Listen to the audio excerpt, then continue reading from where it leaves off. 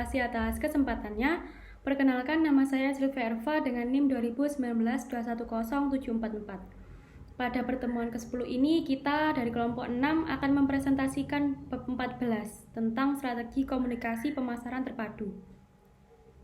Sebelumnya, saya akan menjelaskan apa itu bauran promosi. Bauran promosi atau bauran komunikasi pemasaran adalah perpaduan khusus alat promosi yang digunakan perusahaan untuk mengkomunikasikan nilai pelanggan secara persuasif dan membangun hubungan pelanggan.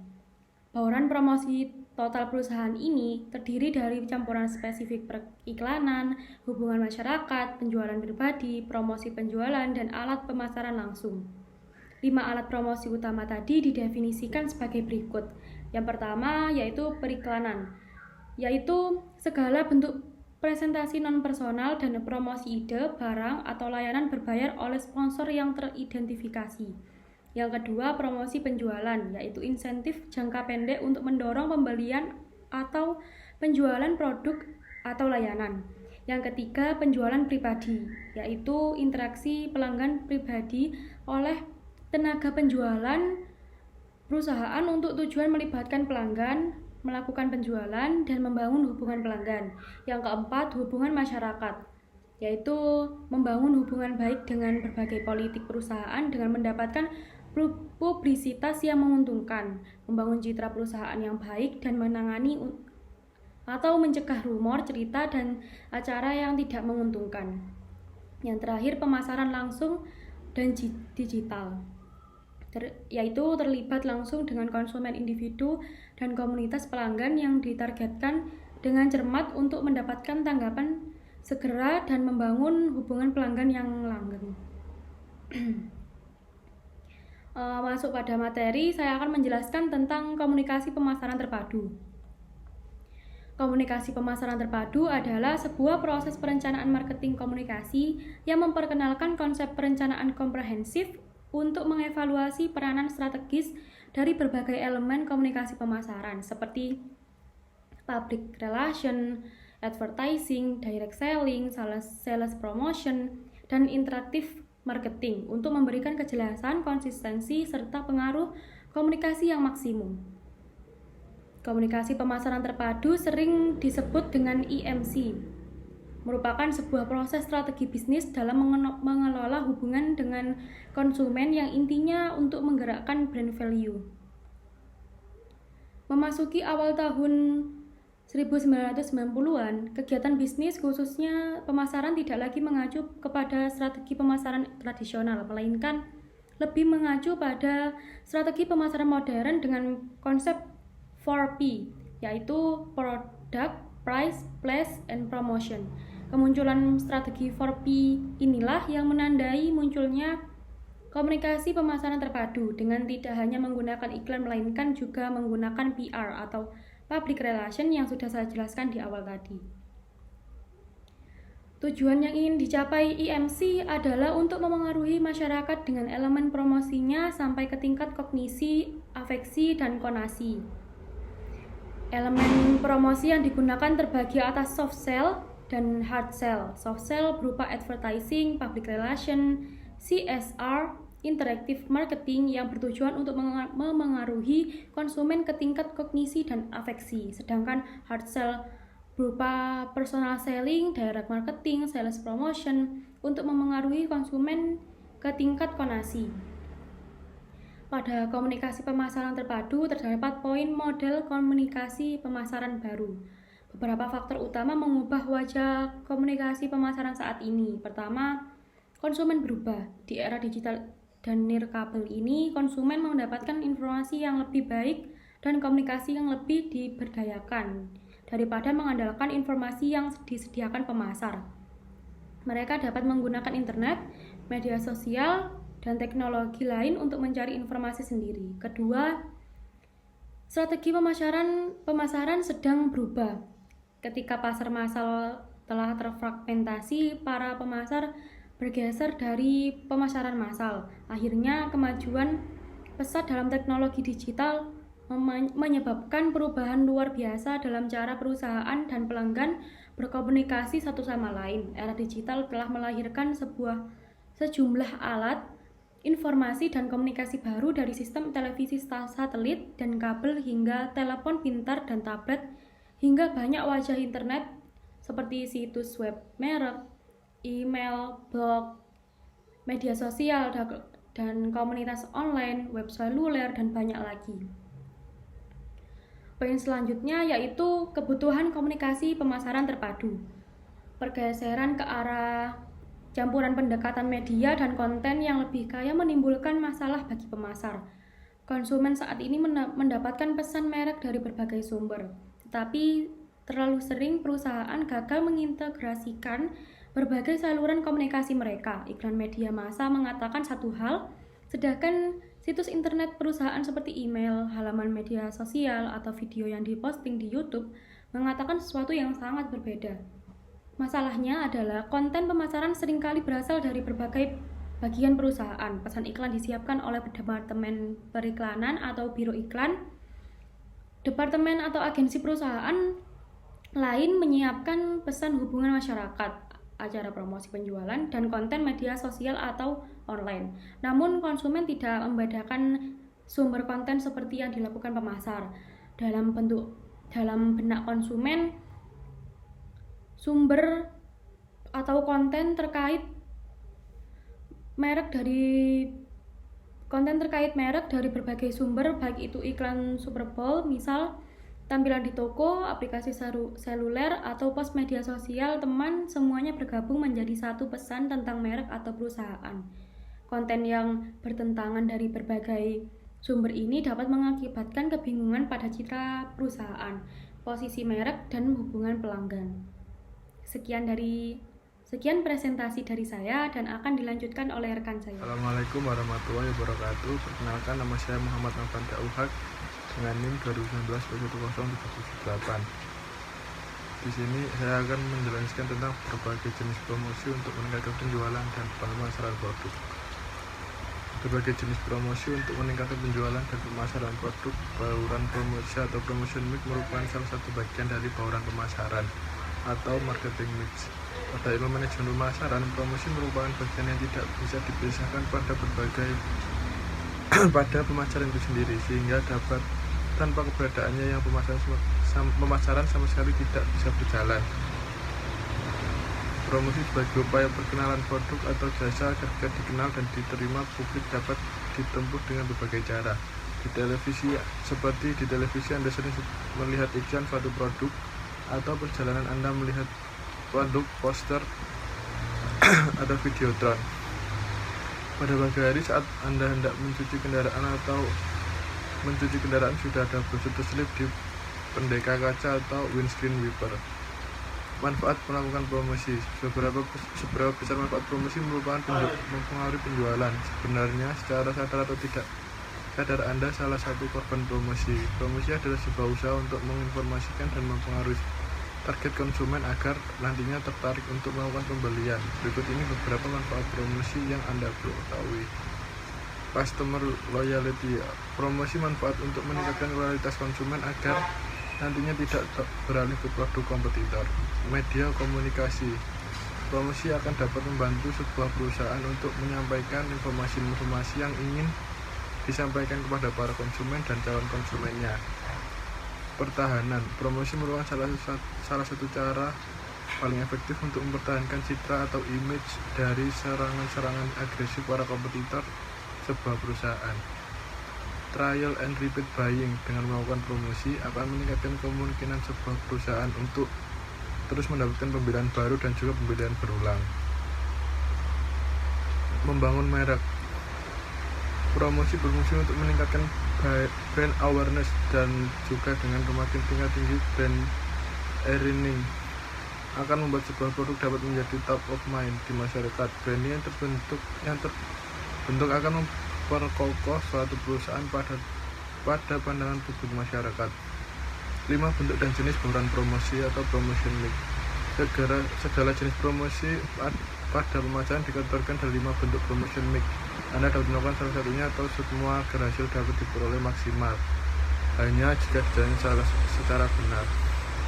Yang pertama adalah advertising atau periklanan. Periklanan merupakan bentuk komunikasi individu dengan sejumlah biaya menggunakan media tertentu yang dilakukan oleh perusahaan, organisasi non-laba, ataupun para individu. Tujuan untuk periklanan adalah meningkatkan permintaan atas produk yang ditawarkan. Sedangkan manfaat periklanan adalah meningkatkan penjual untuk promosi dengan banyak orang sekaligus, memungkinkan penjualan untuk menyebarkan informasi tentang produk dan perusahaan, memungkinkan penjual untuk mendramatisir perusahaan dan produknya melalui penggunaan catatan, suara, dan warna yang menarik perhatian. Advertising umumnya bersifat massal, tidak ditujukan untuk individu tertentu secara khusus. Contoh dari advertising saya rasa tidak asing lagi bagi Anda. Segala bentuk promosi penggunaan media visual termasuk di dalamnya poster, brosur, iklan, televisi, dan spanduk, videotron, dan lain-lain. Personal selling. Personal selling merupakan usaha untuk memperkenalkan suatu produk melalui komunikasi langsung atau tatap muka, agar konsumen tertarik untuk membeli produk yang ditawarkan. Sebagai salah satu variabel promosi, personal selling memungkinkan penjual untuk mengadakan hubungan langsung secara dengan calon pembeli, sehingga penjual lebih dapat mengetahui karakteristik beserta kebutuhan pembeli, memperoleh tanggapan dari calon pembeli, membina berbagai macam hubungan dengan pembeli, baik dengan hubungan bisnis maupun persahabatan yang erat. Jadi dalam personal selling menjadi interaksi langsung, saling bertemu muka atau dengan penjual, sehingga dapat mengetahui secara langsung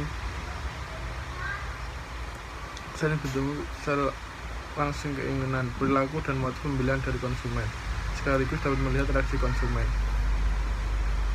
Anda pernah didatangi salesman langsung ke rumah Anda secara eksklusif, menawarkan secara detail mengenai produk, mengajak Anda terlibat di dalamnya pada konsumen dua arah. Baik, terima kasih atas kesempatannya. Nama saya Ahmad Jan Ramadan dengan NIM 2019-210790. Di sini saya akan melanjutkan presentasi dari rekan saya, yaitu saya akan menjelaskan tentang metode menentukan total anggaran promosi. Nah, salah satu keputusan dalam pemasaran tersulit yang dihadapi oleh perusahaan-perusahaan ialah seberapa besar yang anggaran perlu dibelanjakan untuk promosi.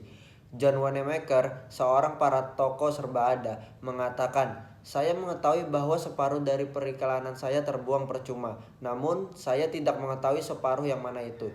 Oleh karena itu, tidaklah mengejutkan bahwa berbagai industri dan perusahaan berbeda dalam sejumlah yang mereka belanjakan untuk promosi."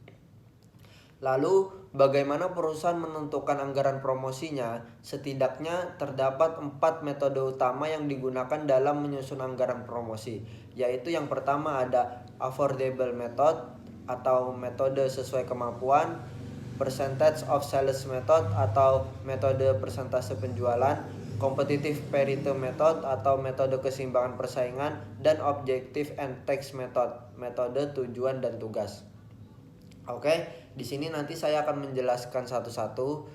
Oke, baik. Saya akan menjelaskan yang pertama dulu, yaitu metode sesuai kemampuan atau affordable method. Nah, ada banyak perusahaan yang menetapkan anggaran promosi dengan berdasarkan pada kemampuan perusahaan. Seseorang eksekutif menjelaskan metode sesuai kemampuan ini sebagai berikut. Dia berkata, "Mengapa metode ini mudah? Pertama, saya mendatangi manajer keuangan lalu bertanya, berapa banyak dana yang mampu ia berikan kepada kami tahun ini? Lalu ia mengatakan sekitar $1,5 juta. Kemudian bos mendatangi saya dan ia bertanya, berapa banyak yang harus kami belanjakan? Dan saya menjawab, oh, sekitar $1,5 juta. Nah, metode sesuai kemampuan atau affordable method ini mengabaikan peranan promosi sebagai suatu investasi dan pengaruh langsung promosi terhadap volume penjualan. Selain itu, cara ini juga mengakibatkan penyusunan anggaran promosi tahunan yang tidak menentu, yang berakibat pada perencanaan komunikasi pasar jangka panjang yang sulit dilakukan. Terus yang kedua, saya akan menjelaskan tentang metode persentase penjualan atau percentage of sales method. Ada banyak perusahaan yang menetapkan pengeluaran promosinya yang berdasarkan pada persentase tertentu dari penjualan, atau baik penjualan saat ini ataupun yang diantisipasi. atau dari harga jual. Seorang eksekutif perusahaan kereta api mengatakan bahwa kami sudah menetapkan cadangan untuk tiap tahun pada tanggal 1 Desember untuk sebelumnya. Pada tanggal itu, kami menambahkan pendapatan penumpang untuk bulan berikutnya, kemudian mengambil sekitar 2% dari total pendapatan tersebut, yang nantinya untuk dana periklanan yang dicadangkan untuk tahun yang baru. Nah, perusahaan mobil umumnya menganggarkan suatu persentase tetap untuk promosi berdasarkan harga yang direncanakan. Sementara perusahaan minyak menetapkan cadangan berdasarkan sejumlah pada sen untuk setiap galon minyak yang dijual dengan label perusahaan sendiri. Nah, kelebihan metode ini adalah pertama, metode ini menunjukkan bahwa pengeluaran promosi yang bervariasi sesuai dengan kemampuan perusahaan. Hal ini akan memuaskan para manajer keuangan yang yakin bahwa biaya harus berkaitan erat dengan pergerakan penjualan perusahaan dalam siklus usaha. Kelebihan yang kedua adalah metode ini mendorong manajemen untuk memperhatikan hubungan antara biaya promosi, harga jual, dan laba per unit. Dan kelebihan yang ketiga adalah metode ini mendorong stabilitas kompetitif jika perusahaan pesaing membelanjakan persentase dari penjualan yang kurang lebih sama untuk promosinya. Nah, meski mempunyai beberapa kelebihan, metode persentase penjualan kurang benar. Metode ini memandang bahwa penjualan sebagai penentu promosi, bukannya sebagai hasil promosi. Hal tersebut menyebabkan anggaran ditetapkan berdasarkan pada besarnya dana yang tersedia, bukannya berdasarkan pada peluang pasar. Nah, metode ini cenderung menghambat perusahaan untuk mencoba promosi counter-serial atau melawan siklus atau pengeluaran yang agresif. Ketergantungan anggaran promosi terhadap fluktuasi penjualan dari tahun ke tahun akan dapat mempengaruhi perencanaan jangka panjang. Metode persentase penjualan tidak menyediakan dasar yang logis untuk memilih suatu persentase tertentu, kecuali berdasarkan apa yang sudah dilakukan di masa lalu atau apa yang sedang dilakukan oleh para pesaing. Pada akhirnya, metode persentase penjualan ini tidak mendorong penetapan anggaran promosi berdasarkan pada kelayakan setiap produk dan daerah. Yang ketiga, saya akan menjelaskan tentang metode keseimbangan persaingan atau competitive parity method. Nah, beberapa perusahaan menetapkan anggaran promosi untuk mencapai keseimbangan pangsa suara dengan para pesaing mereka. Pemikiran tersebut diilustrasikan dengan seorang eksekutif yang bertanya kepada seorang sumber perdagangan. Ya, contohnya sebagai berikut. Kayak seorang eksekutif menanyakan, apa Anda mempunyai suatu angka yang dipakai oleh perusahaan-perusahaan lain dalam usaha penjualan bahan bangunan yang bisa menunjukkan berapa besarnya proporsi penjual kotor yang dipakai untuk dibelanjakan pada iklan? Nah, eksekutif tersebut yakin bahwa dengan membelanjakan atau suatu persentase yang sama dari penjualannya untuk iklan seperti yang dilaksanakan oleh pesaingnya, dia akan dapat pertahankan pangsa pasarnya. Setidaknya dua argumen dikemukakan untuk mendukung metode keseimbangan persaingan, yaitu pertama, pengeluaran persaingan menunjukkan pengeluaran rata-rata industri. Dan kedua, mempertahankan suatu keseimbangan persaingan bisa mencegah perang promosi. Akan tetapi, kedua argumen ini akan meyakinkan. Tidak ada dasar untuk percaya bahwa persaingan mengetahui lebih baik tentang apa yang seharusnya dibelanjakan untuk promosi. Sumber daya, reputasi, kesempatan, serta tujuan berbagai perusahaan begitu berbeda sehingga anggaran promosi mereka tidak bisa menjadi pedoman. Lagi pula, tidak terdapat bukti bahwa anggaran yang berdasarkan pada keseimbangan persaingan akan mencegah timbulnya perang promosi. Dan yang terakhir di sini saya akan menjelaskan tentang metode tujuan dan tugas atau yang bisa disebut objective and task method. Nah, metode tujuan dan tugas atau objective and task method ini mensyaratkan pemasar untuk mengembangkan anggaran promosi dengan cara mendefinisikan tujuan spesifik, menentukan tugas-tugas yang harus dilaksanakan untuk mencapai tujuan tersebut, serta memperkirakan biaya untuk melaksanakan tugas-tugas tersebut. Nah, jumlah dari biaya-biaya tersebut merupakan anggaran promosi yang diusulkan.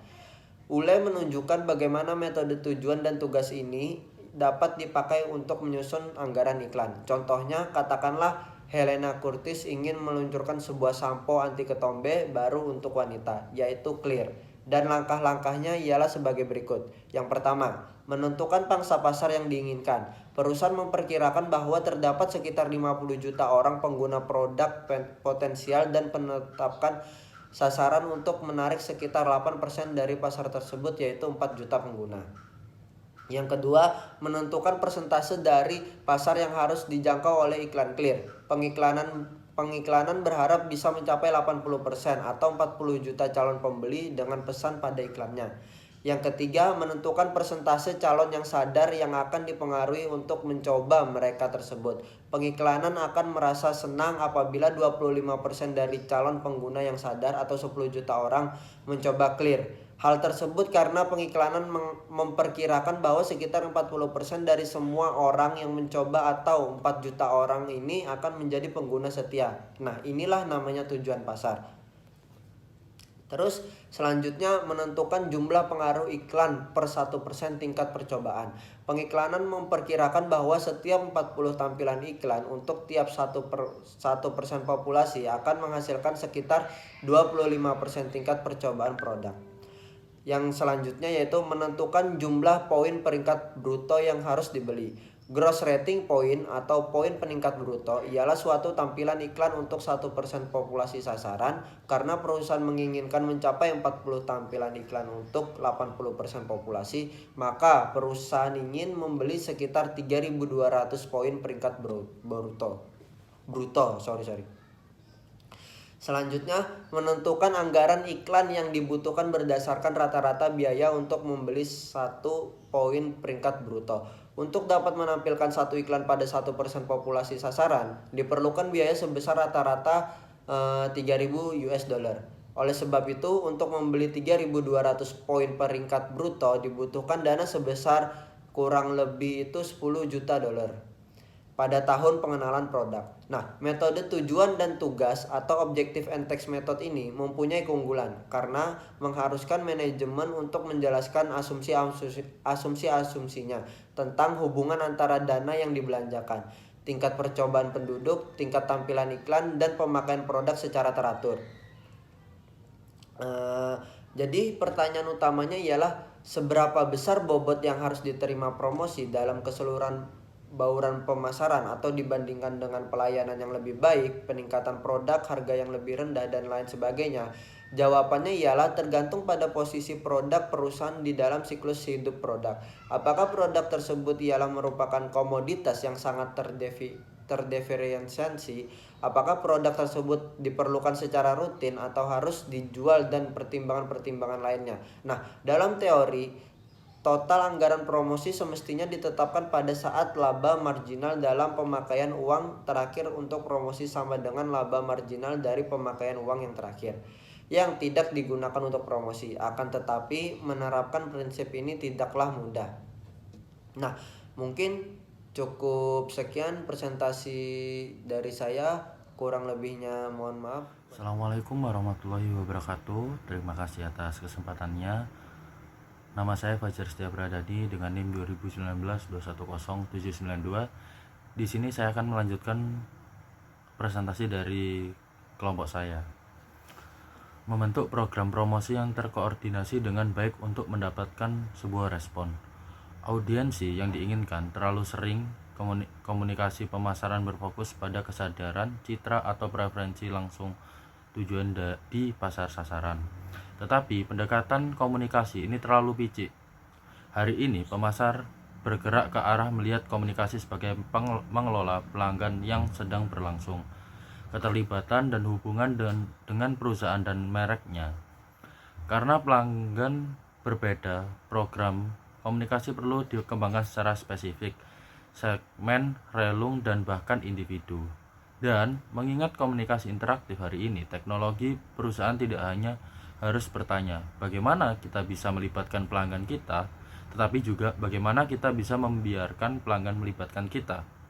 So, proses komunikasi harus dimulai dengan audit terhadap semua potensi titik kontak yang mungkin dimiliki pelanggan, target dengan perusahaan dan mereknya.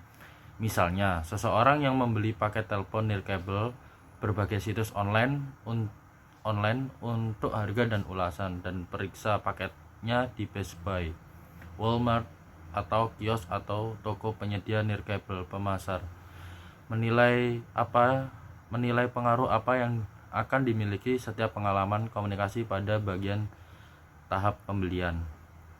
Proses pemahaman ini membantu pemasar mengalokasikan untuk komunikasi mereka lebih banyak, efisien dan efektif. Untuk berkomunikasi secara efektif, pemasar perlu memahami cara komunikasi bekerja. Dua di antara elemen adalah utama dalam komunikasi: pengiriman dan penerima. Lain dua adalah alat komunikasi utama, pesan dan media. 4 lagi besar fungsi komunikasi: encoding, decoding, respon, dan umpan balik. Elemen terakhir adalah kebisingan dalam sistem definisi, dan elemen ini mengikuti dan diterapkan pada MCD iklan televisi, yaitu I'm Love It. Pengirim pihak yang mengirimkan pesan ke pihak lain ini McDonald. Pengkodaan, proses memasukkan pikiran ke dalam bentuk simbolik, misalnya MCD, biro iklan merangkai kata, suara, dan ilustrasi menjadi iklan TV. Itu akan menyampaikan pesan yang dimaksud. Pesan kumpulan simbol yang dikirimkan pengirim iklan McDonald, yang sebenarnya media saluran komunikasi yang melalui pesan berpindah dari pengiriman ke penerima. Dalam hal ini televisi dan program televisi tertentu itu McDonald memilih. Decoding, proses di mana penerima memberikan makna pada simbol yang dikodekan oleh pengirim. Konsumen menonton iklan McDonald dan menafsirkan kata-kata gambar yang dikandungnya. Penerima, pihak yang menerima pesan yang dikirim oleh pihak lain. Pelanggan yang menonton iklan McDonald. Respon, reaksi penerima setelah menerima pesan. Salah satu kemungkinan tanggapan seperti konsumen lebih menyukai McDonald, lebih mungkin untuk makan di McDonald. Lain kali menyenandungkan jingle saya menyukai atau tidak ada. Umpan balik, bagian dari tanggapan penerima dikomunikasikan kembali ke pengirim McDonald. Penelitian menunjukkan bahwa konsumen terpesona dan mengingat iklan atau mereka mengirim email atau menghubungi McDonald, memuji atau mengkritik iklan, atau mungkin membeli produknya. Kebisingan, statis atau distorsi yang tidak direncanakan selama proses komunikasi yang mengakibatkan penerima mendapatkan pesan yang berbeda dari yang dikirimkan. Pengirim konsumen teralihkan saat menonton iklan dan melewatkan poin-poin utamanya. Nah, langkah-langkah dalam mengembangkan komunikasi pemasaran yang efektif. Kami sekarang memeriksa langkah-langkah dalam mengembangkan program komunikasi dan gerakan terintegrasi yang efektif. Pemasar harus melakukan hal-hal berikut, yaitu dengan cara mengidentifikasi audiensi target, menentukan tujuan komunikasi, merancang pesan, memilih media yang akan digunakan untuk mengirim pesan, memilih sumber pesan, dan mengumpulkan umpan balik. Mengidentifikasi target audiens. Seorang komunikator pemasaran memulai dengan target audiens yang jelas. Penonton, mungkin pengguna saat ini atau pembeli potensial, mereka yang membuat keputusan membeli, atau mereka siapa yang mempengaruhinya.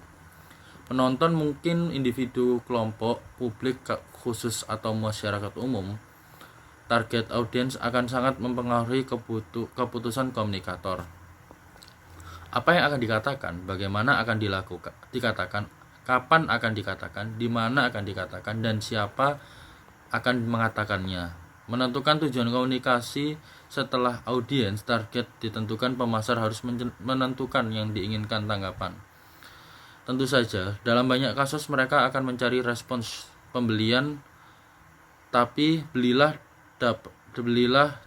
hanya setelah proses pengambilan keputusan konsumen yang lama.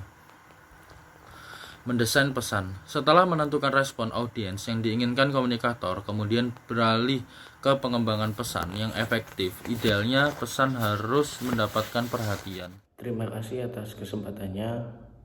Saya Kafir Ramadan Surya Haryanda dengan NIM 2019 210803. Di sini saya akan melanjutkan presentasi dari rekan saya.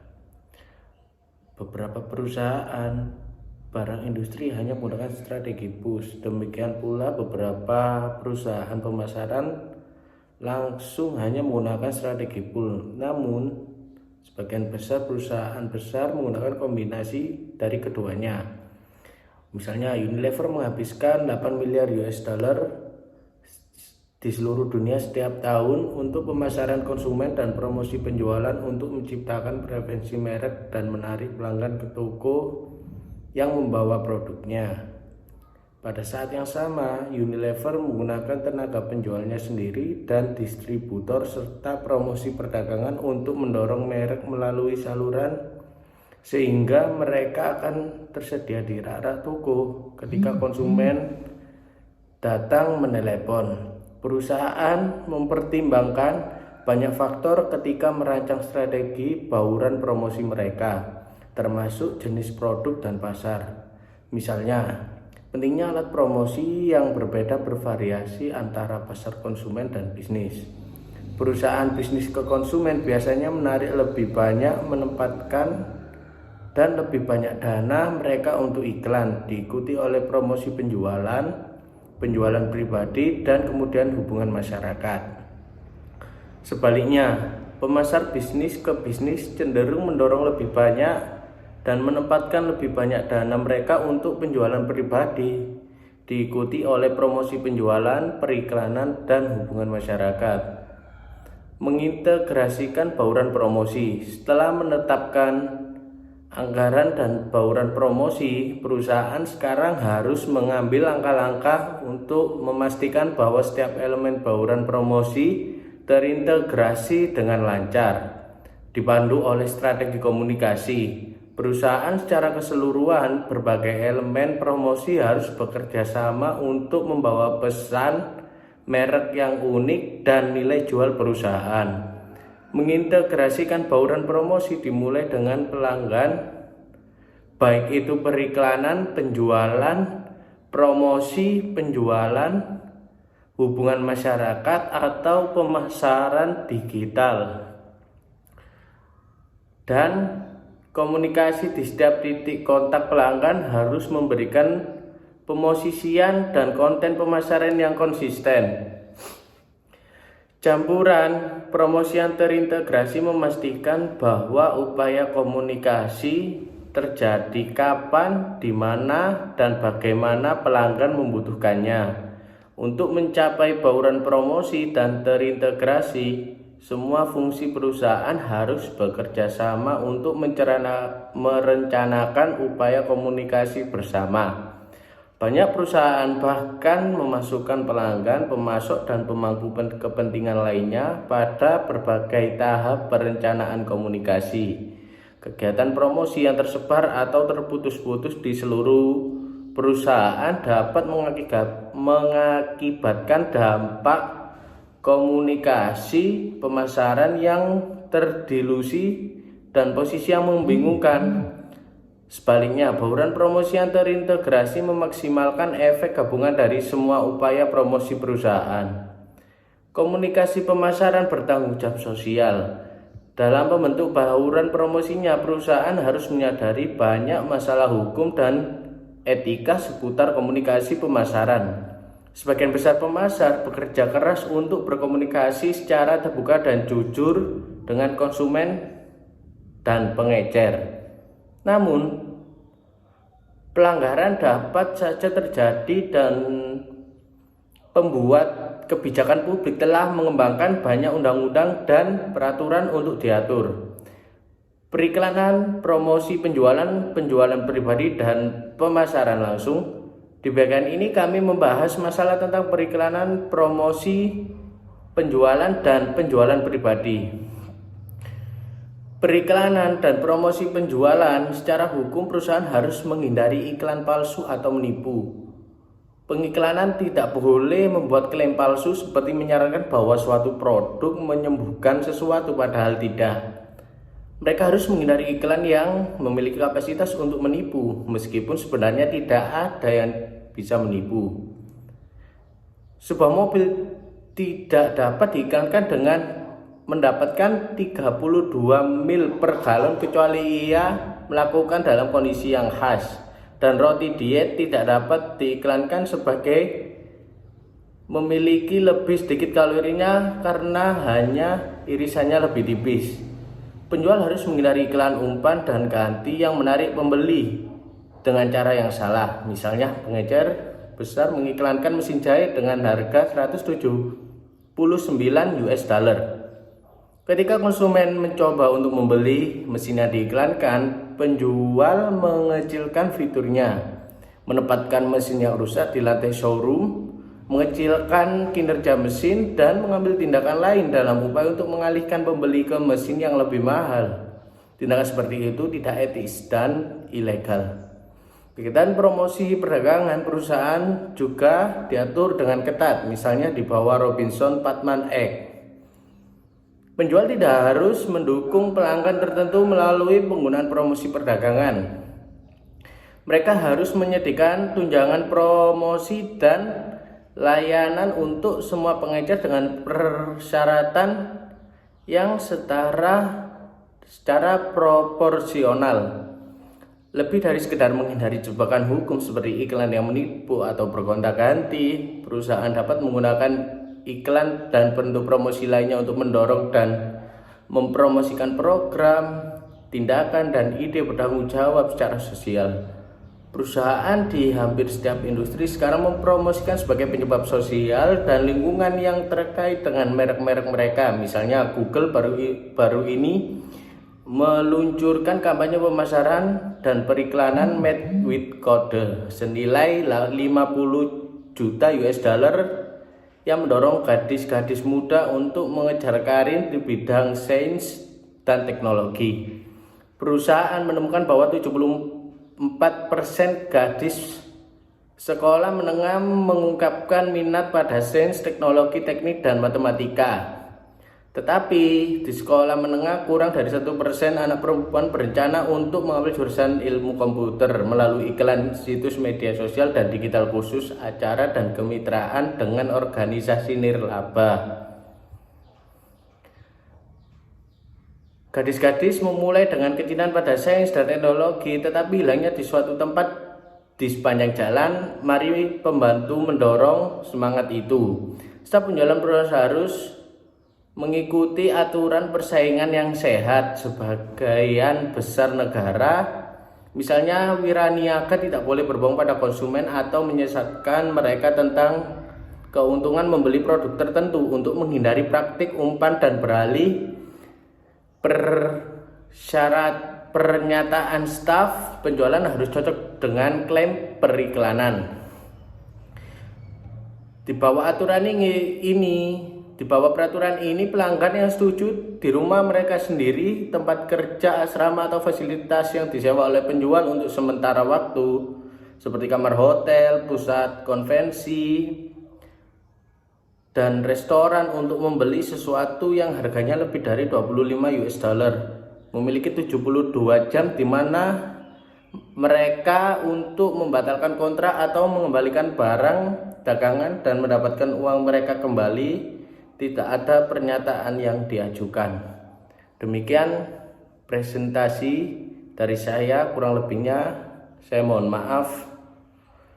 Assalamualaikum warahmatullahi wabarakatuh.